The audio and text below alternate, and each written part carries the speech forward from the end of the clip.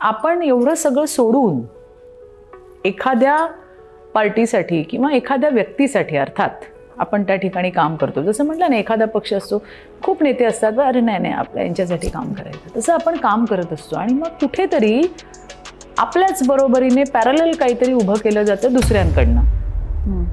आता बऱ्यापैकी तर जसं तुम्ही बघितलं की एक राष्ट्रीय पक्ष आता जर बघितले तर दोन आहेत. ते एक काँग्रेसचा आहे, एक आमचा भारतीय जनता पार्टीचा आहे, जिथे फार मोठी लिडरशिप आहे. बाकीच्या जे पक्ष आहेत ते फॅमिलीज आहेत. हो. मग त्या फॅमिलीजमधलाच कोणतरी एक उठतो आणि मग तो आपल्या विरोधामध्ये काहीतरी त्या ठिकाणी सुरुवात करतो.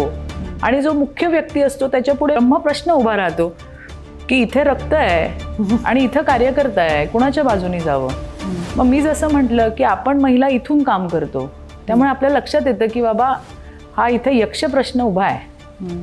त्यामुळे मी कार्यकर्ता म्हणून चांगली आहे, मला रजा द्या, तुमचं रक्त जे म्हणतंय ते तुम्ही ऐका आणि पुढे जा, असं म्हणून आपण आपला रस्ता मोकळा करून पुढे जावं.